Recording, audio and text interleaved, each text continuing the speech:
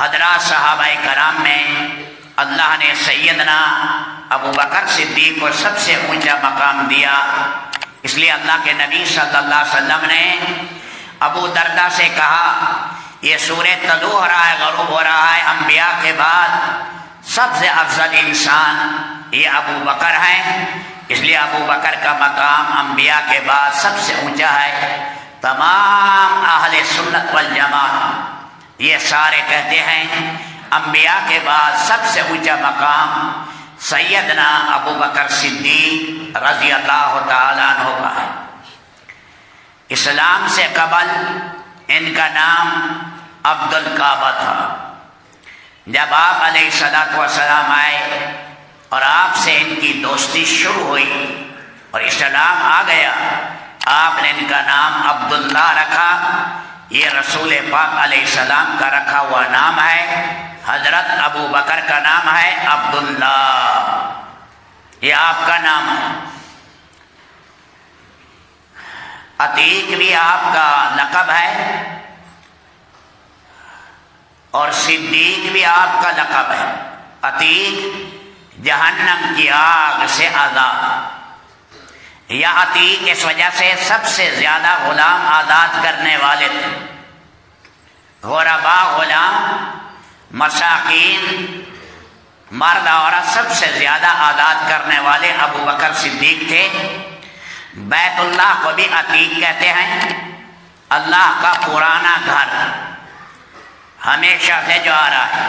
عتیق جو بیت اللہ کو، جو بیت اللہ کی حرمت اور عزت کا خیال رکھے گا، فرمایا یہ بھی عتق من النار، جہنم سے آزاد۔ تو ابو بکر کو بھی عتیق اس لیے کہتے ہیں، اللہ کے نبی نے یہ خود لقب رکھا کہ میرا ابو بکر جہنم سے آزاد۔ صدیق بھی کہتے ہیں کہ اللہ کے نبی کی بات کی والہانہ سب سے زیادہ تصدیق کرنے والے، سب سے زیادہ کائنات میں نبی کے مشابہ خلق سب سے زیادہ حضرت ابو بکر صدیق کا ہے، اس لیے اللہ نے انہیں مقام بہت اونچا دیا۔ اس لیے فرمایا اس دنیا میں نبیوں کے بعد 3 بڑے صدیق آئے۔ ایک رجل آل مومن جو فرعون کا چچا زاد بھائی تھا، اور وہی فرعون کی حکومت کے اندر اس نے موسیٰ علیہ السلام پر ایمان لایا اور اللہ کے کمالات بیان کیے، آخرت کو بیان کیا۔ اللہ نے اس رجل مومن کی قرآن میں تعریف کی ہے اور اس کا خطاب اور اس کی تقریر کو اللہ نے قرآن میں ذکر کیا۔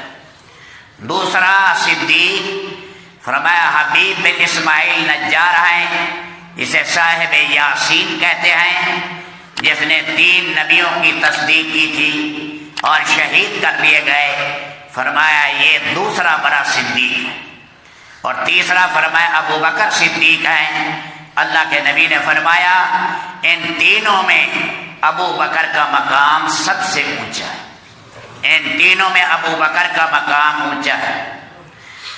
بکر عربی میں جوان اونٹ کو کہتے ہیں، کئی وجوہات ہو سکتی ہیں، اس لیے کہ عرب میں جو ہے عمدہ مال اونٹ ہوا کرتا تھا، جیسے ہمارے ہاں سونا چاندی ہے، اس لیے ان کے پاس رکھتے تھے اپنے لیے اور لوگوں کے نفع کے لیے، اس وجہ سے بھی ابو بکر کہتے ہیں۔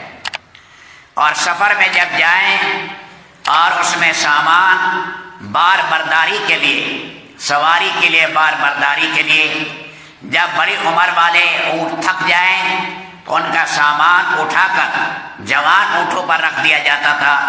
تو مشکلات میں جو چیز کم آتی تھی اسے بکر کہتے تھے، اس لیے کہا جب عرب گھیرے میں آتا تھا، مشکلات میں آتے تھے اور اندھا قتل ہو جاتا تھا، خون بہا کا مسئلہ آتا، دیت کا فیصلہ کرنا ہوتا، تو اس میں تلاش کرو کس کو، کون فیصلہ کرے گا، ابو بکر۔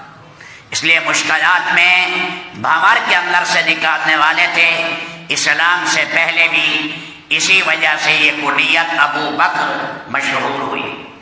اللہ کی شان چاروں پشتیں آپ کے ایمان میں آئیں۔ آپ کا ابا بھی صحابی، آپ کا ابا ابو قحافہ عثمان ابن عامر بھی صحابی بنا، آپ کی اماں سلمہ بھی صحابی بنی، آپ کی بیوی اور اولاد بھی صحابی بنی، پوتے اور پوتیاں نواسے اور نواسیاں بھی صحابی بنی، چاروں اللہ کے شان، یہ چار پشتیں صحابی بنی۔ یہ اللہ نے شرف کائنات میں اللہ پاک نے سیدنا ابو بکر صدیق کو اللہ نے عطا کیا تھا۔ یہ تقریباً جماد الثانی جیم پر پیش پڑھتے ہیں، جماد الثانیہ بھی پڑھتے ہیں، ثانی بھی۔ تو جماد الثانی 7 کو بیمار ہوئے تھے اور پھر 22 کو اس دنیا سے چلے گئے۔ آج ہی یعنی 22 ہے، اس دنیا سے وہ جانے کا دن ہے، تاریخ ہے جس میں ابو بکر صدیق کا انتقال ہوا۔ اس لیے کہا اگر اللہ کے نبی کے بعد وہ نہ ہوتے دین کا سنبھالنا مشکل تھا۔ دین میں ایک آپ کے جانے کے بعد ایک زلزلہ آیا اور فتنے آئے، اس موقع پر تنہا جس نے اسلام کو سنبھالا اور اسے صحیح رخ پر پھر ڈالا اور پھر ایسے محنت کی جیسے آقا علیہ السلام نے کی، تو یہ اللہ نے ابو بکر سے کہا گیا، فرمایا ایسے حالات آ گئے جیسے سخت بارش میں بکریاں وہ ہے بارش کے اندر بھیگ جائیں، کوئی راستہ نظر نہ آئے، اس لیے مختلف قبائل ارتداد کی طرف آئے، اور ایک ابو بکر تھے جو تنہا کھڑے ہوئے اور اسلام کو اپنی اصل شکل میں دوبارہ لائے۔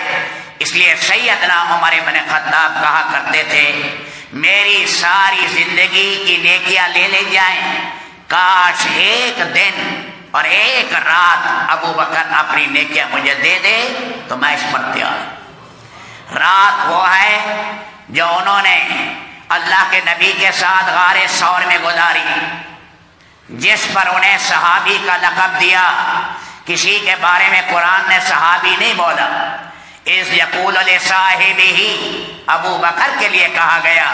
اس لیے علماء کہتے ہیں جس کی صحابیت کا انکار کرے وہ اسلام میں نہیں رہ سکتا، اس لیے کہ وہ قرآن کی نص سے قطعی کا منکر بن گیا۔ اللہ کے نبی انہیں تسلی دے رہے ہیں، کافر جب غار ثور میں ہیں فرما رہے ہیں آپ لا تحزن ان اللہ معنا، آئے ابو بکر گھبراؤ نہیں۔ ابو بکر کو ڈر تھا اللہ کے نبی کو کوئی گزند نہ پہنچے، تکلیف، فرمایا گھبراؤ نہیں، ہمیں اللہ کی معیت مجھے بھی حاصل ہے تجھے بھی حاصل ہے، جس کے ساتھ اللہ ہو اسے کوئی گزند تکلیف نہیں پہنچا سکتا۔ اس لیے فرمایا یہ غار ثور کی رات، اور جس موقع پر سید الکونین آقا علیہ السلام دنیا سے گئے، مختلف قبائل یمن کے اور گرد و نواح کے اور نئے نئے لوگ فتنے میں آئے، کلہیا کھڑا ہو گیا، نبوت کا دعویٰ کر دیا، مادی کرب کھڑے ہو گئے، اسی طرح مسیلمہ کذاب کھڑا ہو گیا، اسود عنسی کھڑے ہو گئے، سجا نامی عورت کھڑی ہو گئی، بعض قبائل کھڑے ہو گئے، انہوں نے کہا اب دین ختم ہے۔ ایک ابو بکر تھا، فرمایا جس نے سب ہلے ہوئے تھے جمایا، ان کے جمنے پر سارے عرب کو اسی حال پر لائے جس حال میں اللہ کے نبی چھوڑ کر گئے۔ اس لیے سیدنا عمر بن خطاب فرمایا کرتے تھے ایک دن دے دے، ایک رات دے دے، عمر کی ساری نیکیاں دے دے، عمر کی ساری نیکیاں لے لے۔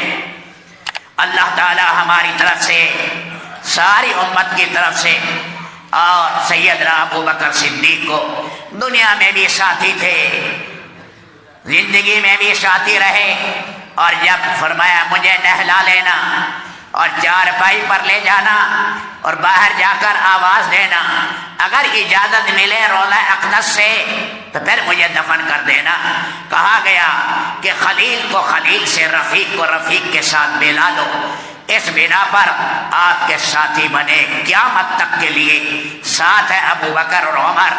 اللہ کی عربہ، ریت کے ذرات، بارش کے قطرات، سمندر کی لہریں، ستاروں کی کہکشاؤں کی تعداد، انسانی، حیوانی اور مخلوقات کے جتنی بھی تعداد ہے، اس سے زیادہ رب العالمین سید الکونین اور آپ کے دونوں ساتھیوں کو ہماری طرف سے جزا عطا فرمائے۔ اللہ میری دوڑ تیری طرف ہے، چاہے میرے کام مخلوق کے راستے سے بنا یا براہ راست بنا، میں ان مخلوق اور میں محتاجوں کی پلٹن کے پیچھے نہیں چلتا۔